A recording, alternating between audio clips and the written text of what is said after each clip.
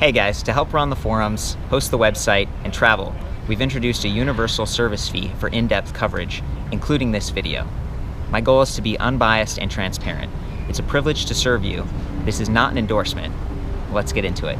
Okay guys, we got something special for you today. We're checking out another one from Revolve, and this is a company, I've actually reviewed one of their trikes. It's the Steady Eddie, right? That thing was pretty awesome. The CEO of the company names all the bikes himself personally. And he named this one, which we're focusing on today, the Chopper. The Chopper. And look at these ape hanger bars. We measured this, it's like 12 inch, and then it comes back. It gives you that real nice, like, you're a motorcycle guy. Like, what's the deal with the ape hangers? Well, you know, I've got ape hangers on my Harley, and they're actually pretty comfortable. These things come back down. They almost look like Z-bars, but they're more of an ape hanger style, and it's actually fairly comfortable when you're on that bike. It definitely draws attention when you're on that bike. It's a different look and style for sure. It really is. It was calling to us, right? We were looking around the shop, like, what should we review? And I love that about companies like Revolve. They've got a whole line of really unique bikes, and the guy, Tony Gasson, he's been around like doing e-bikes since 2010, he told us. Correct, yeah. He came out to the West Coast and saw us, and he handpicks the dealers he wants to represent his bikes, and I was one of them, and he's one of the few companies we actually put in our store that are not local to us. Oh. Yeah, he's based out of the East Coast. He's out of New York. East Coast, okay. So, you know, with kind of a smaller brand, on the one hand, he's been around for a long time. On the other hand, 6-month comprehensive warranty, whereas like a lot of the Bosch bikes or the Yamaha bike had 3 years. Bosch, a lot of times it's 2 years. 6 months, not quite as great, but the price on this thing is pretty awesome. 1,800 bucks, not bad considering that it's got a pretty big battery. And was this 48 volt, 13 amp hours? That's correct, yeah. Yeah, so we're like way above half a kilowatt hour. We got a 500 watt. This is a geared hub motor from Bafang, giving you a lot of like just power and torque feel because it is a smaller wheel size. This is a 24 inch and then a smaller 20 inch front wheel. I love that it's got a suspension fork here, and it's actually got like 34 millimeter stanchions, meaning a little bit thicker and sturdier to handle the additional weight of a fat tire up here. A wider hub spacing, so 135 up front, 170 in the rear. That's traditional for like a fat tire bike. But I love that you can adjust not just the suspension fork with this compression clicker that kind of goes to lockout. I guess it's just one step, so it's more of a lockout, but it also has preload adjust, so you can preload the springs in there if you're someone who's heavier and you don't want it to feel bouncy. You want to kind of preload it. And then the tires, 5 to 30 psi, so you could actually ride this maybe a little bit off-road. I've done some beach riding with fat tire bikes in the past. Yeah, drop the pressure way down. Yeah, give you some comfort. If you do too low, you can get pinch flats on the tube and stuff, but you know, the 5 to 30, if you're at 30, that's going to be good for like smooth streets and stuff, get you a little bit more efficiency. On the website, he had said the range estimate was like 25 to 30 or whatever miles, and I actually thought that was really conservative. Yeah, it depends on what level of pedal assist you're in and how much you're using the throttle. How much you use the throttle. I love that this bike has both, right? You get both, and of course your weight, the tire pressure. There's a lot that factors into it. This bike over here has some really cool tires. There's like really, really thick treads, got the flame pattern and stuff. Same wheel size on both of those, and that makes it a little bit more affordable, more convenient if you do stock up on tubes or tires. You replace them both at the same time. Having 2 different wheel sizes is cool, but it introduces a little bit more variability. I don't know. I mean, do you stock these tube sizes and stuff at your shop? We do. We have all these tubes. If I stock it in my store, I carry the parts to fix it, because that's just being a good shop. You got to do that. Well, that's nice. So being able to get this at a shop versus having to go online for something that's special like this, I mean, I appreciate it. So other comfort upgrades, we talked about the wheels, the tires, we talked about the suspension. We got the ape hangers that brings you more of an upright, relaxed body position, and then there's a little bit of vibration dampening that happens in such a long handlebar. Ergonomic stitch leather grips, kind of padded. They're kind of firm, but it's not just like our brick. And then down here we have that really big cruiser saddle with springs, so there's a little bit of comfort right there as well. If you really wanted to go nuts, you could swap out that 27.2 millimeter seat post and get something that's like a seat post suspension, a thud buster, body float, or whatever. But you know, this bike has a nice look. It's like all black rims, black spokes, black fork, We got the satin black steel fenders, so that is an area where it's not rattling. It's a pretty strong, sturdy material, but it could get scratched and then rust a little bit more. So keep an eye on that. Maybe touch it up with some spray paint. Matches the frame. Kind of a cool logo. Good weight distribution here with the battery. The battery is a little bit heavier because of the higher capacity, and it does have like a two-step on-off process. So there's like a physical toggle switch right there. But I like that the charging port is up high. It's clear of the pedals. You're not going to snag the charging wires and stuff, that's something I see even on the really high-end bikes. Sometimes they crowd where the plug goes in. And I like that it's got a metal end piece there, so it's a little bit tougher. This is just a 2-amp charger. So on the website they said, oh, between 6 and 8 hours to charge this thing. And I rounded to 7. I'm like, okay, it's probably somewhere in between. The first half of the battery charges a lot faster than the second half because the cells have to balance. Keep that in mind. As far as the drivetrain goes, there's a little bit of weight at the rear, but I actually think when we were weighing this, Sam, it didn't tip forward. It did tip forward, yeah. And that's just the suspension fork and maybe the steel fender and the handlebars. So it's a bit like, it's almost an optical illusion. You think like, oh, there's the motor and the bigger wheels in the back, but there's actually a little bit more weight in the front. Yeah, and it's got that kind of relaxed riding position where your feet are forward. You were saying that, yeah, that was a great point, Sam. So see how this seat tube is angled back a little bit? So it allows you to kind of put your feet down and stabilize the bike, and then when you pedal, you get pretty decent leg extension because your feet go forward. 48 tooth chain ring with a nice alloy guard. Okay, so if you're wearing pants like I am, there's no chain cover, but this is going to keep your pants from touching the chain. And if you come into contact with like a big curb or piece of wood or something, it's not going to bend the teeth. I definitely appreciate that. Nice wide alloy Welgo platform pedals here, 170 millimeter crank arms, kind of standard stuff. A little bit longer on the chain right here just to reach the back of this bike, and they needed to make space, I guess, for that external controller. It's not built into the battery. Not the end of the world. I've seen other companies like Rad Power Bikes externalize their controller just to make it cheaper to replace the batteries. And I think it was like maybe $500 to do a battery replacement on this bike. Did that sound right to you, Sam? Yeah, that's probably more like the retail price. The wholesale price is a bit less than that. A little bit less than that. You know, so we were talking about like what kind of batteries are in that, what kind of cells, you know, are these Samsung, LG? I don't really know, but considering that that's a pretty good price on the battery, they might be, it might not be like the top of the line battery cells that are in there. Again, 6-month warranty and stuff, but the fact that the company's been in, I'm trying to be fair here, right? Like, it's a high capacity battery, they tend to last longer, but the cells in there might be a little bit more affordable. And then having the controller external, at least it's a black box, so it looks nice, and a lot of the wires are internally routed through the frame here, so it keeps that nice clean look. You know, not all of them, and part of the reason is because these are hydraulic. I love that it has hydraulic disc brakes with motor inhibitors. Okay, that means that anytime you're riding and you feel like a little out of control, or maybe the pedal, the cadence sensor isn't responding immediately, just pull those brakes and you're going to cut power. You're not going to have to worry about getting out of control with such a powerful motor. The cadence sensor on this is definitely more basic. It's just got 5 magnets, where a lot of the newer bikes have 12 magnets, and some of the really fancy bikes have like multi-sensors. It's like a torque sensor, it's got a cadence sensor, wheel sensors, and they all measure and they give you this really responsive feel. This is more delayed, but it's great that you can kind of override it with that trigger throttle. That's a good way to get going, to get the bike moving. You know, how much do you think this would weigh, right? Like when I saw this bike, I was like, man, that looks like a heavy bike. But when we actually weighed it back at the shop, it was only 63.2 pounds. Yeah, some people are going to think that's heavy. And then I want to address like the style of the bike as well. There's going to be people watching this review going, oh my God, that's the ugliest looking bike I've ever seen. No way, this but is there'll awesome. be somebody who'll be like channeling their Peter Fonda Easy Rider and going, that thing's totally cool, man. Another area that's like kind of basic that helps them achieve that lower price point is the drivetrain here. So Shimano Tourney, that's an entry-level part, 14 to 28 tooth cassette. That's not real big. And considering that this is kind of a speed pedelec, it goes like 25 miles per hour. The hydraulic disc brakes are a huge win for me. I really appreciate that. Tektro, you know, they're just standard dual piston, but they've got nice levers. They got the motor inhibitors that we talked about before. And then on this side of the bike, the kickstand, I like where it's positioned. See, so it's plenty clear of those crank arms. So many of these bikes that put this basic kickstand in the middle, and then it gets snagged if you're walking it backwards out of your garage.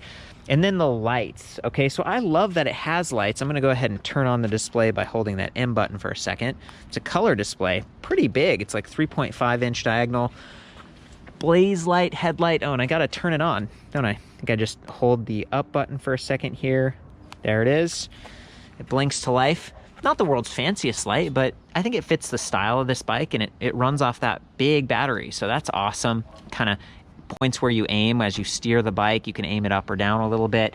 Keep an eye on it. You know, it is knurled there, so it's not, hopefully not going to get kicked side to side. It's a light I see on a lot of like affordably priced bikes, and it can get the job done, but it is going to bounce up and down a little bit because it's on the unsprung portion of the bike versus if it was up on the frame somewhere. And then this rear light, this thing is encased in aluminum alloy, and it's got these like guards on it. I mean, I've never seen an e-bike light like that. It's bobber style, man. That whole rear fender is bobbed, and that's like a typical bobber tail light.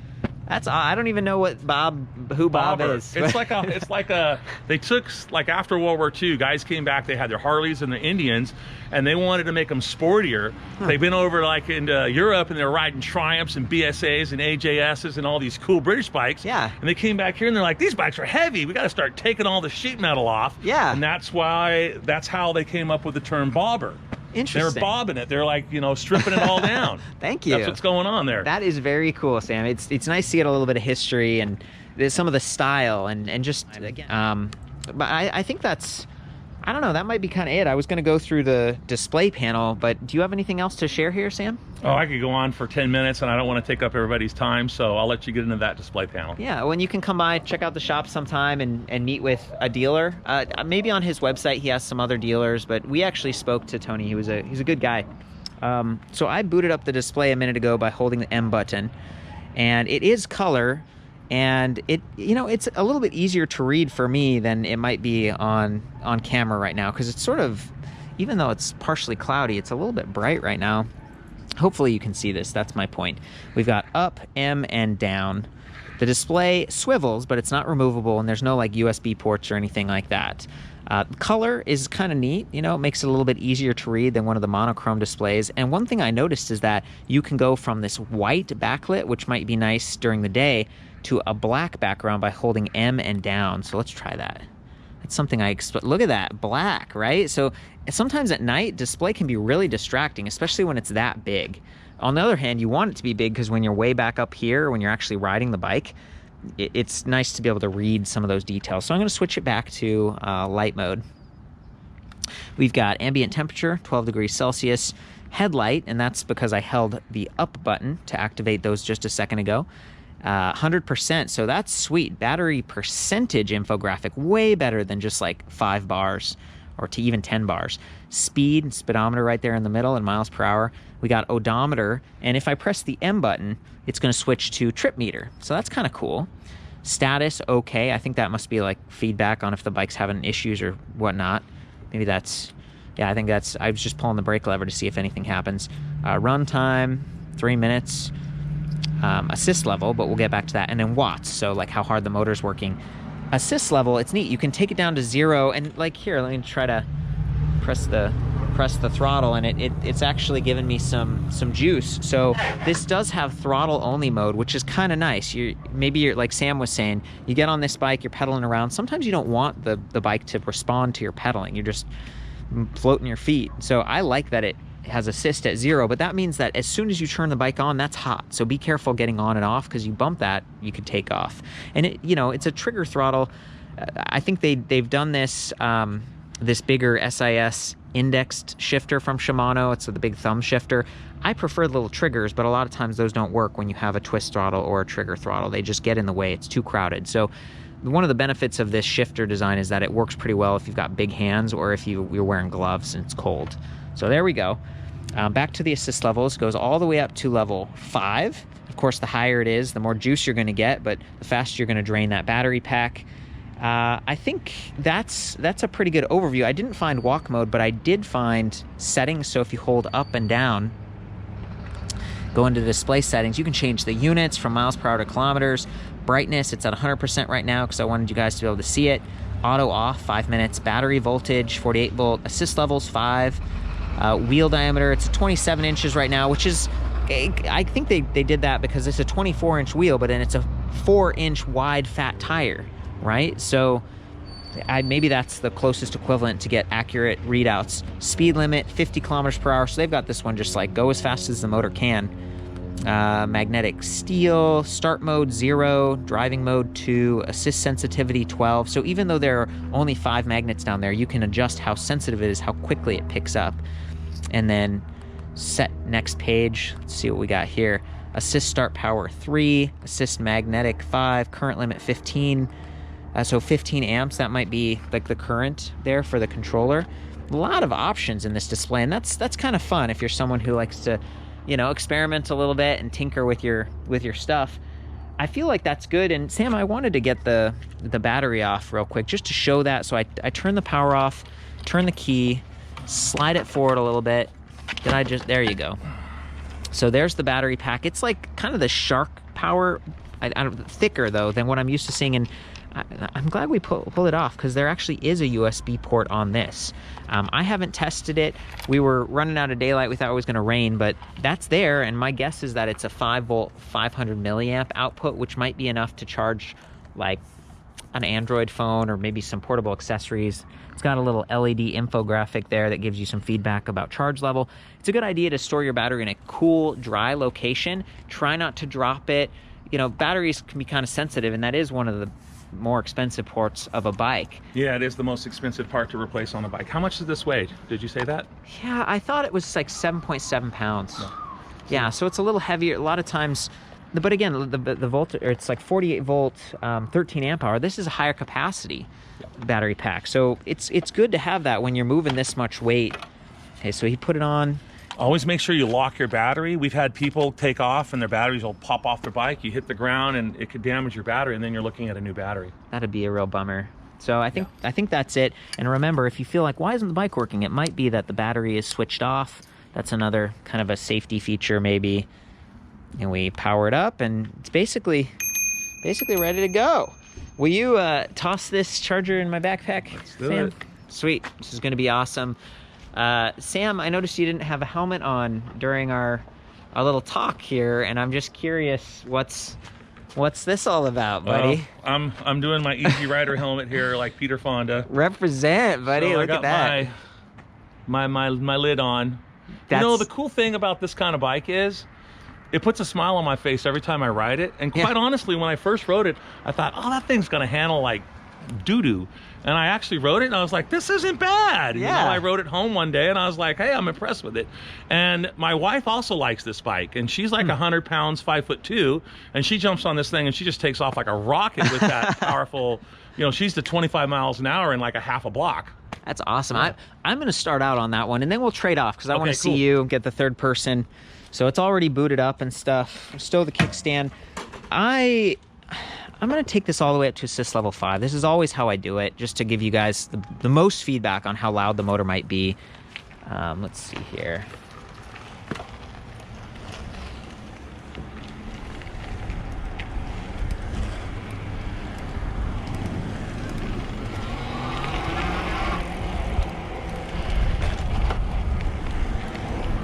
Kind of being extra cautious because there are all these cars around, but there's a little bit of a delay just because the cadence sensor, you know, it's got those 5 magnets instead of, oh, there we go, instead of 12.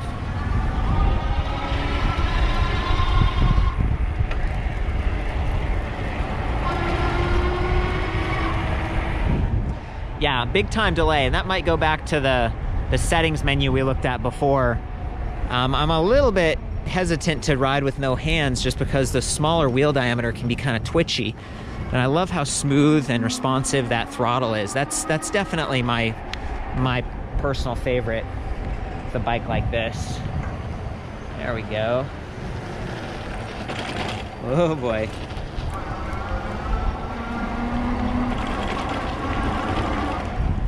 Really soaking up those bumps, which is nice because like on a 20-inch wheel, you've got a really high attack angle. So it's nice having those fat tires with the knobs, with the suspension, and then that nice comfort saddle back there. Okay guys, from here you can see that 48 tooth chainring up front. That's pretty big. And the reason they went with a bigger chainring is because you've got a smaller rear wheel and they want to match that pedal cadence, and it feels pretty comfortable. You know, we've got the 6 speeds in the rear, 14 to 28 tooth. It's not the the widest range on the cassette, and you do want to be careful of that little power cable that's going to the motor. It's sort of protected by the derailleur down here, but the derailleur, you know, it's a very basic derailleur. You do have a barrel adjuster and then some other adjusters up there on the shifter. But yeah, I think that's kind of it. And then the 5-magnet cadence sensor down there, that's definitely some delay happening. I love that you can override with the throttle. So I'm in the highest level of assist. I'm gonna pedal through, shift some gears, and just, you know, let you see up close.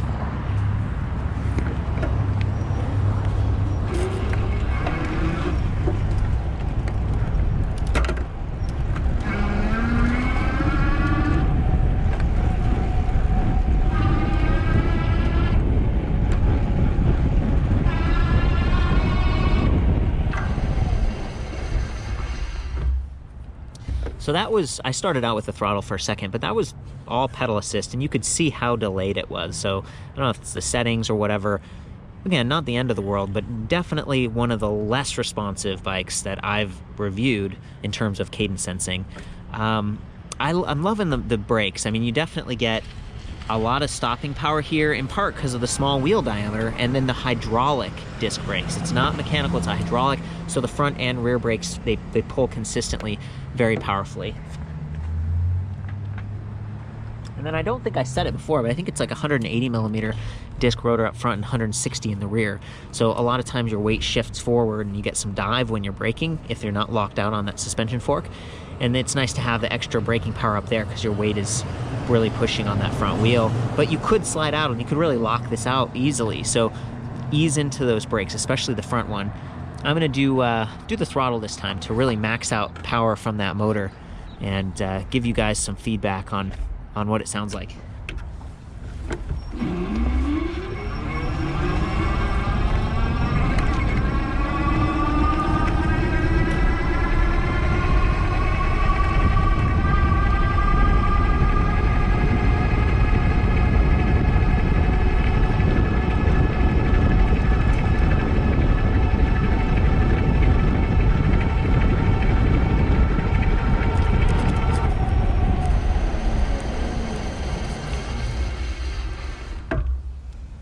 There we go. We got all the way up to 25 miles per hour there. I was pedaling, and you know, I weigh 135 pounds. This is smooth, flat, good air pressure in the tires, but it is a faster bike. It's a faster electric bike if you're into that. So awesome.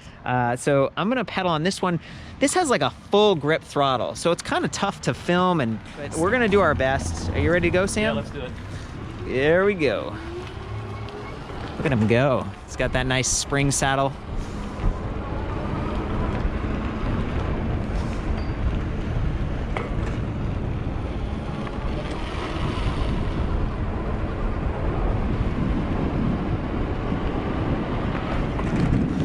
Very good.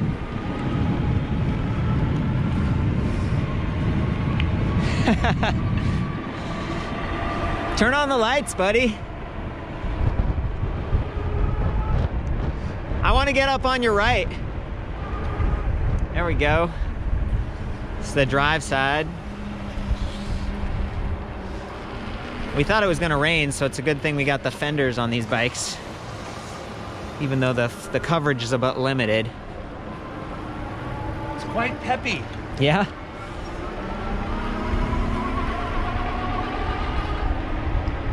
Sweet. Okay, guys. We're getting into rush hour traffic and had a lot of fun with this, but we tried to avoid all the train noise too, because the other day it was getting pretty noisy. Thank you so much for the stories, for the history, Sam. Anything else come to mind when you were riding that? Hey, just a shout out to Tony for bringing something unique to North America with the Revolve Chopper. That's right, the Chopper. Okay, guys, so we're back at the shop here. I wanted to ask about this light, Sam, because it's really bright. Like this bike has a lot of interesting things about it. Yeah, this is a unique bicycle, if you want to call it that. I think it's more of an electric scooter. We've sold a few of these, and this is one bike that when the customer gives you feedback on it, they're super delighted with the bike. It's like better than what their expectations were. Oh. At a price point of under $2,000, to have a bike with 35 amp hours of battery juice and the range you can get out of the bike, it's pretty incredible. These batteries do work independently from each other. It's even got a third set of keys here, Court, that lock the rear hub brake back here, so you can actually lock this up back here with your key, which is unique as well. And then I love those big tires on there. And is there there's a switch? There's like a turn signal going on? Yeah, so you got headlight, tail light, brake light, and you've also got turn signals. What? This is really impressive. And at first I didn't realize it's 2 batteries. There's the battery here in the down tube. So you could use your 25 amp hour battery to expire it, and then you've got your backup emergency 10 amps of battery juice over here. Yeah. And easy access to get to it with a flip top. Yeah, I like this one. Some of the people we sold these to, I had a guy come in and he was actually looking at buying a Gigabike, which is kind of a scooter that we reviewed a few years ago, and he was going to use them on a big sailboat down in Baja. They charter it and they have clients that come on board. We tried out the Gigabike, and then I told him, you should look at this bike as well. And he goes, that's perfect for Baja. Yeah. And he called me back and he said how much the clients enjoy riding these around the little villages down in Baja. How long has he had them now? It's been probably about 6 to 8 months that he's had them. Any problems? No problems whatsoever. He was concerned with flat tires being in Baja, so we sold him a couple extra tubes that he could carry with him on the boat. Another gentleman that bought this from us was... he's in a van, so he's one of these minimalists that's traveling around in his van, and he put this as his toad on the back of the van. Oh, cool. So once he sets up somewhere, he can ride this into town and get provisions. And he called me back and said, this is the best purchase I've ever made in my life. He absolutely loves this bike. Good for him. I've done some van dwelling myself, or Prius dwelling back in the day, especially when I was first starting out, and it's nice. Like, you realize, like, with an e-bike, you don't have to have a license. Parking is super easy. I was traveling the other day, and I spent like $20 a night just to park at a hotel. It was crazy, really expensive. While we're on the topic, though, of flats and Baja, I mean, these are really thick. They're almost like motorcycle tires. Yeah, they feel very like moped I've not motorcycle. seen anything like it on a bicycle before. So the tire's unique, but the tube is a common size tube. That's basically a 4-inch by 20-inch fat tire tube, which you'll see on some of the other bikes that we have here on the showroom floor. Even the front one. Yeah, on the Chopper. On the Chopper. Yeah, yep. That's cool. So what is this one called again? The 60 Plus. The 60 Plus. Like, maybe we'll get to review that one at some point, but it's fun to kind of cram things in and just have a little fun extra footage. So thanks for that, Sam. You got it. Yeah. For the full written reviews and stuff, I'll see you guys back at the site. It was a lot of fun visiting the shop, and we measured this. We did the length, the height, the width, everything, standover height, just to give you more information, because their website was a little bit limited on some of this. It's a smaller company and stuff, so hopefully that helps you guys out. But you guys really bring a lot to us too, with your comments, with your feedback. If you've owned one of these bikes, since they have been around since 2010, I always love to hear that. I rely on you guys for kind of that actual use kind of stuff. And Sam, you have good feedback too. But Court, can I mention something here as well? Yeah, I want to just address the EBR community. I'm with Court here in my store, and I watch him do reviews, and a lot of guys and gals out there don't realize how much time he puts in on each one of these reviews. It takes him hours on each one of these bikes that he does, and he's dedicated, and he's bringing a service and a forum and knowledge to so many of you out there. And like he said earlier, every one of these bikes, he does all these measurements, all that information. If you are watching the video and you go over to the website, you'll see all that information. And I've actually had manufacturers come into my store, and they'll refer to Court's measurements versus their own information, because sometimes they're a little bit off. Yeah. And Court is very thorough in doing his reviews, and I think everybody appreciates that, and we want to thank you for that, Court. Thank you, Sam, and the forums too. Like, I keep referring back to you guys because it's like a partnership, in a way. And I try to work with reputable dealers and even go to the manufacturers. Sometimes it's more fun to not do it with the manufacturer because I get these cool stories and stuff. Yeah. But sometimes they want to do it with me, so that it's like, I don't know. We do our best. I do it because I love you guys. I genuinely care. I try to keep the site ad limited and stuff, which means money out of my pocket. That's why I've been charging for reviews too, to kind of keep it going. It's a balancing act, but thank you for the props, Sam. We love you too, Court. Boom. Yeah. Ride safe, guys. See you next time.